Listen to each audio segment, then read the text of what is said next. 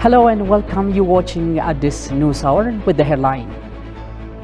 China and Ethiopia exhibit closer bilateral relations in various sectors.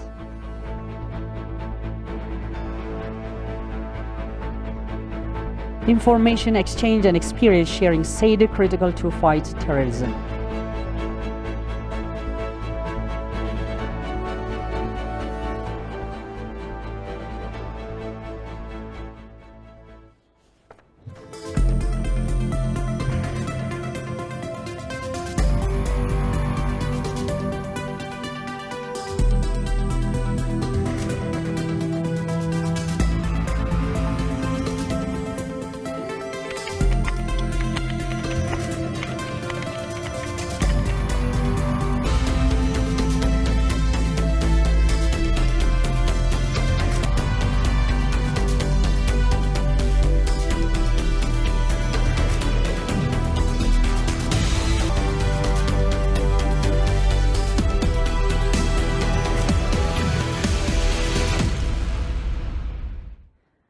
Once again, you're watching at this news hour with the news. I am Binyam Gitana. Stay with the rest of the news. Ethiopian Investment Commission has signed with Chinese companies on 6 trade and investment agreements. Deputy Prime Minister and Foreign Minister Demeqa Mekonnen said the accord between Ethiopia and China redefines the long-standing, multifaceted historical relations and diversified cooperation in various sectors. The 2022 Ethiopian-China Investment and Trade Cooperation Forum has happened in Addis Ababa Thursday. Shagawi Matao has more on this. The 2022 Ethiopia-China Investment and Trade Cooperation Forum aimed at promoting Ethiopia's homegrown economic reform and deepening China-Ethiopia comprehensive strategic and cooperative partnership has happened in Ethiopia. Programs of China-Africa cooperation have so far been announced by Chinese President Xi Jinping at the 8th Ministerial Conference of the Forum on China-Africa Cooperation. Deputy Prime Minister and Foreign Minister Demeqa Mekonnen said accord between Ethiopia and China are keen to redefine the long-standing multifaceted historical relations and diversified cooperation in various sectors. We are delighted to witness the signing of this agreement that redefines the nature of our cooperation and adds new impetus to our multifaceted historical relationships. The Comprehensive Strategic Cooperative Partnership Agreement in 2017 during the historic Belt and Road Forum in Beijing inspired us to diversify our partnership and cooperation in various sectors. As you all know, Ethiopia has set out a clear vision for development that focuses on sustainable industrialization. We have also deployed policy instruments to attract foreign direct investments and position our country as a lead manufacturing hub. Chinese ambassador to Ethiopia, Jia Zhuan, the trade and investment agreement increases the bilateral relations between the two countries. Today, we are holding this grand event of Ethiopia-China Investment and Trade Cooperation Forum. The theme of today's event, investment and trade cooperation between China and Ethiopia, is highly timely and relevant. Recent years have seen closer bilateral relations between China and Ethiopia, with both sides offering solid support to each other on different occasions and achieving fruitful cooperation results in a wide range of sectors. In particular, trade and investment cooperation has served as a solid foundation for the long-standing friendship between the two countries. Engineer Lelis Seneme, Ethiopian Investment Commissioner, lauded the Chinese government for being Ethiopia's government consistent supporter in formulating policies to eliminate poverty, adding that China has been investing in Ethiopia in various sectors. China is not only a reliable development partner and a consistent supporter of Ethiopia's development efforts, but also a role model and exemplary on how to formulate and implement development policies and eliminate poverty through inclusive and sustainable development. The growing Chinese investment in Ethiopia and the consistent of generous development support that China provides through various channels, including the Belt and Road initiatives. Over the years, China has emerged as the largest trading partner and foreign investors in Ethiopia. China's investment in Ethiopia spans across many areas, ranging from agriculture to manufacturing, mining, service, construction, infrastructure, pharmaceutical industry, and digital technology. 6 agreements on investment cooperation were signed by Lelisi Eneme, Lu Dianun, and Yang Yang, which will serve as a new cooperation mechanism to promote investment in Ethiopia. Haramaya University established a public diplomacy center yesterday, becoming the 6th higher education institute to form such a center. Attending the launching ceremony, His Excellency Ambassador Dina Mufti stressed that the higher education institution in Ethiopia should play a critical role in supporting the country's diplomatic activities.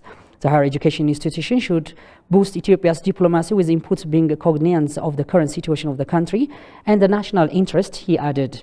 Appreciating the academic community for a critical role in shaping Ethiopian youth, Ambassador Dina expressed confidence to see quality research output befitting the challenge of Ethiopia's diplomacy. The University of Walaita, Sodo, Bonga, Hawassa, Arba Minch, and Gondar have already established similar public diplomacy centers to augment Ethiopia's diplomacy with research and various academic activities. Meanwhile, a spokesperson of the Ministry of Foreign Affairs, Dina Mufti, said the government is blooming in the political and economic diplomacy. Briefing journalists yesterday, Dina underscored that Ethiopia's current diplomatic efforts eventuated the release of thousands of Ethiopian detainees from different countries. Alula Teklamarim has more on this. In his bi-weekly report, spokesperson of the Ministry of Foreign Affairs Dina Mufti said the country has seen remarkable achievement in both political and economic diplomacy over the past week. He highlighted the ministry's meeting with various diplomats, citing its importance to strengthen ties with their respected institutions. ኢትዮጵያና የአውሮፓ ህብረት ዓመታዊ የምክክር ስብሰባ The Foreign Affairs Minister met with the EU delegation head and discussed various issues. The Ethiopian side briefed the diplomat on ways of facilitating humanitarian support to war-torn areas, expressing government's commitment to restore peace across the nation. The diplomat, on his part, appreciated Ethiopia's firm stance, particularly taken to calm down the Ethio-Sudan border issues. The spokesperson further added successful meetings were held between Foreign Affairs Minister Demeke Mekonnen and Denmark Development and Nordic Countries Cooperation Minister tabled bilateral issues for discussion. የዴንማርክ መንግስት በአየር ለውጥ በታዳሽ ኢነርጂ The Danish minister expressed his country's commitment to work with the Ethiopian government in areas of climate change, renewable energy, and drought protection mechanisms. Furthermore, Dina underscored that Ethiopia's current diplomatic effort eventuated the release of thousands of Ethiopian detainees from different countries. ለምሳሌ ታንዛኒያ ያሉ አዲስ አምባሳደር ናቸው ያሉት ኢትዮጵያ አምባሳደር ከሀገሪቱ Our newly appointed ambassador to Tanzania made a notable discussion with Tanzanian officials on ways of releasing Ethiopian detainees in the country. This is good news for the over 4,500 Ethiopian prisoners in Tanzania. 4500 የሚሆኑ የኢትዮጵያ ዜጎች በታንዛኒያ ውስጥ እስር ላይ ያሉትን Meanwhile, the spokesperson articulated representative of the World Food Programme country director's pledge to help reach out millions of Ethiopian citizens in need. A consultation forum was held here yesterday in Addis Ababa with about 9 stakeholders who had signed various agreements with Brazilian institution representing Ethiopia. The forum aimed to review the status and implementation of those agreements, besides highlighting the current state of diplomatic relations between Ethiopia and Brazil. The conference was attended by representatives from the Sugar Corporation, the Investment Commission, the Ministry of Urban Development and Infrastructure, the Ministry of Innovation and Technology, and the Institute of Agricultural Research. The forum was also covered Brazil-Africa ties, economic cooperation between Ethiopia and Brazil, the implementation of bilateral agreements on trade and investment, agriculture, education, science and innovation technology, air transport and maritime services, as well as other topics.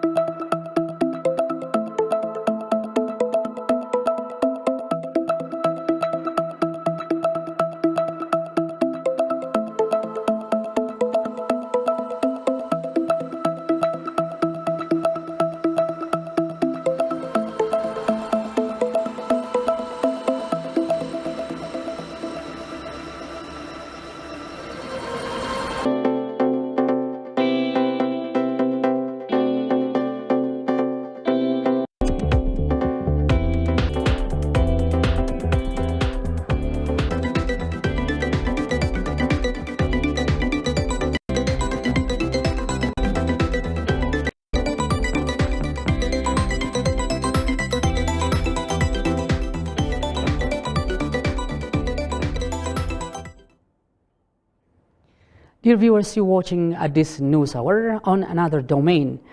The national dialogue is hoped to lead towards resolving Ethiopia's political problems and ending the ongoing conflicts in parts of the country.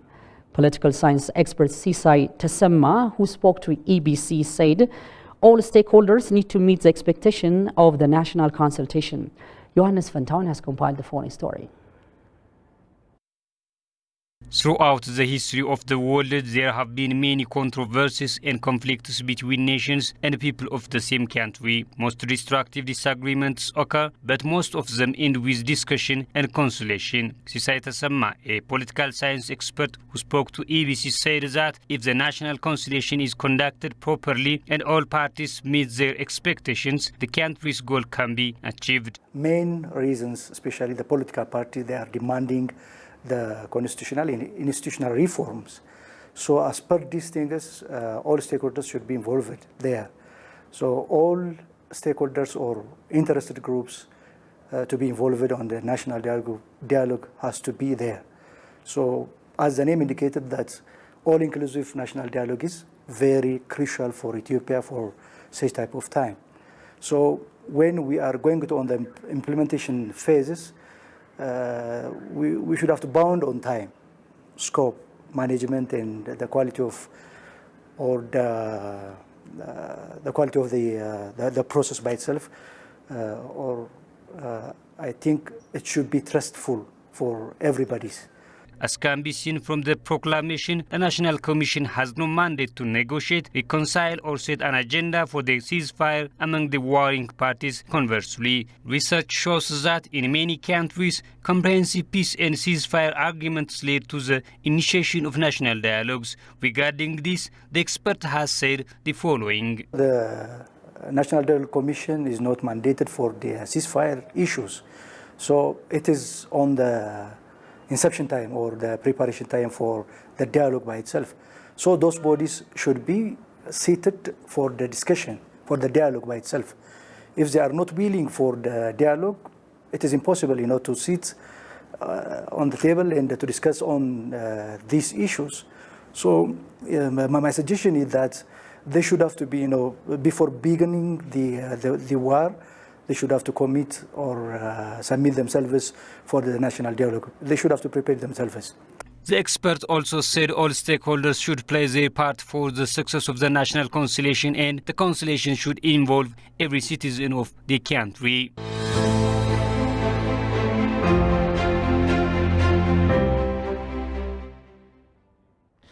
African ministers of defense said that the security situation on the continent now calls for a real new approach which should question peace and security architecture and its correlation with the new destabilizing factors in Africa. The defense ministers also underscored that the whole continent should diligently work to curb the aggravating terrorism and extremism hovering over the continent. Kasaon Chane tells us more. In an event held at the African Union, various African defense ministers indicated that unless Africans fight terrorism, the youth that aid the majority in a continent will have no opportunity to contribute to the development of their countries in Africa. In this regard, African leaders should work on youth, create jobs and enhance their engagement in peace, security and development on the continent, as to the African ministers of defense. According to the ministers, information exchange and experience sharing is critical to the fight against terrorism and extremism across the continent. Human trafficking, drug trafficking continue to fuel the security challenges we have on our continent. The political context today on the continent relates to 4 critical areas that this specialized committee should dig deeper. 1, the rapid spread of unconstitutional changes of government. 2, the rapid resurgence and spread of terrorism and violent extremism.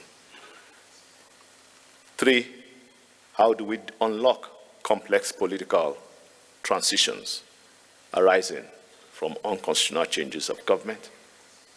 And finally, the public health security contextualized by COVID-19 pandemic.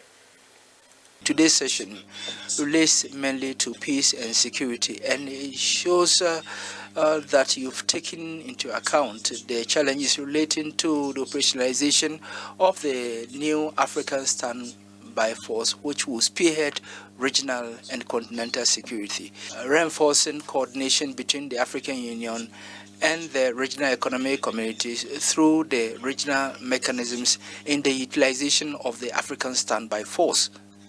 2, guaranteeing predictable and sustainable financing of peace support operations mandated by the African Union and authorized by the United Nations Security Council.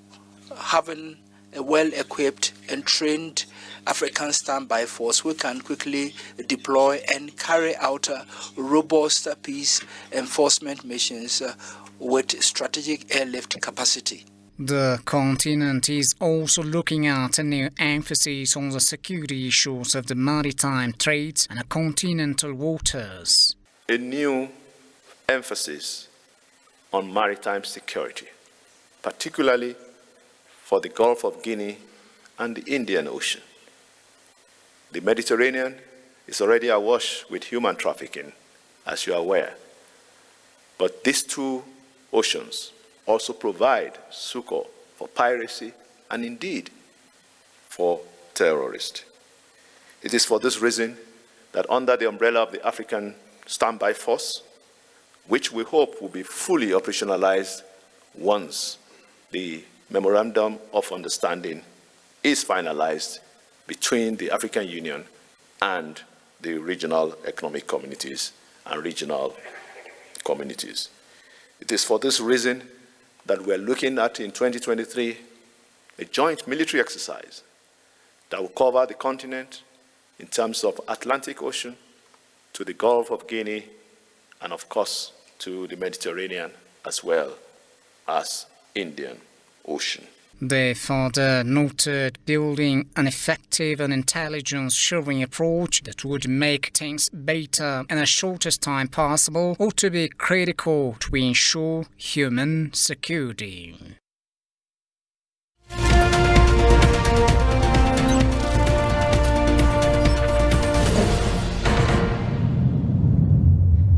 You're watching at this news hour. Moving to our business segment. The Ethiopian coffee export hit a record-breaking $1 billion following multifaceted efforts made by government and stakeholders to penetrate the international market. The record-breaking revenue has been earned from exports close to 300,000 tons of coffee to the international market. The Agriculture Minister, Omar Hussein, has congratulated Ethiopians for the great achievements gained in the coffee export sector. The minister added the coffee has continued to be the major export items of Ethiopia, citing China as the leading destination for the market. China's import of Ethiopian coffee in 2021 increased by 196% compared to the previous fiscal year. Ethiopia has been implementing coffee strategy to enhance productivity and revenue from the sector.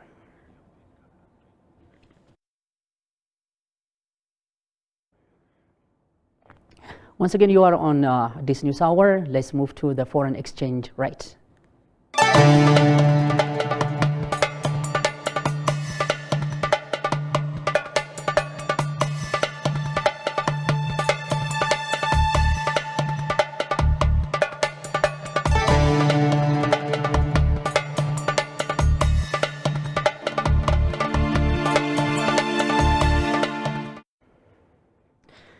The number of people facing high level of acute food insecurity and severe water shortage in Eastern Africa could jump to 20 million, the United Nations warned on Wednesday. Xinhua News Agency reported the statement was released ahead of the two-day visit to Kenya by Martin Griffiths, Under-Secretary General for Humanitarian Affairs and Emergency Relief Coordinator. It is said communities in the Horn of Africa are experiencing one of the most severe droughts in their memory. During his visit to Kenya, Griffiths will meet the representatives of government, people on the front line of the crisis, local authorities, and national and international humanitarian partners.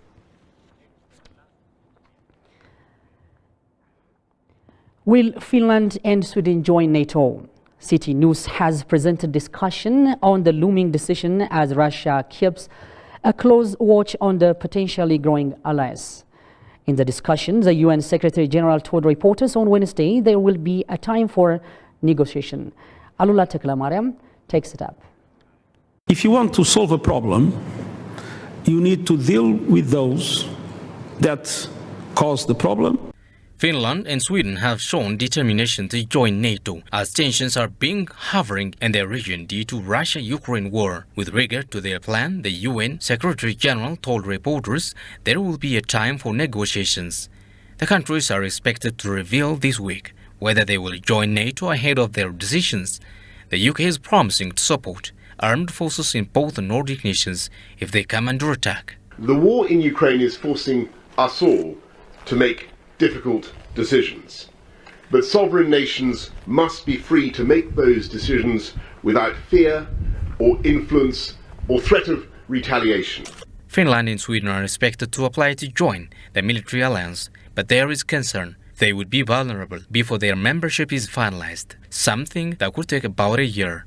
Support also coming from the US and Germany. Russia says it is closely following NATO. He hoped that we'll have a weak NATO. He has a strong NATO. He hoped that will be America's allies in Europe and in the world will basically be shaky. We are stronger than ever. And also, what probably he was expecting less was this fear, brave resilience and resistance of the Ukrainian people themselves. A massive boost in US aid for Ukraine worth $40 billion was passed by the House recently as part of the Biden administration's strong backing for Ukrainian defense. We're now on our weather segment, and let's take a look.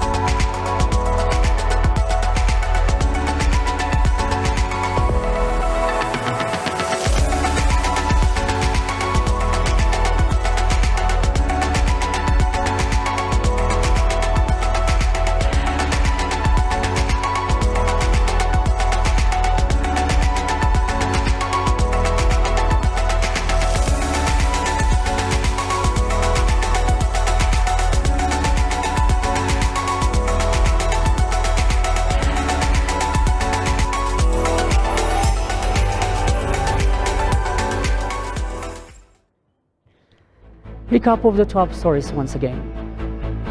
China and Ethiopia exhibit closer bilateral relations in various sectors.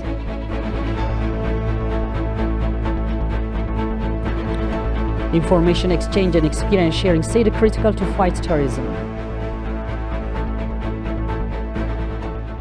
Dear viewers, you've been watching Addis News Hour with me, Biniam Getana. Thank you for staying with us and have a marvelous day.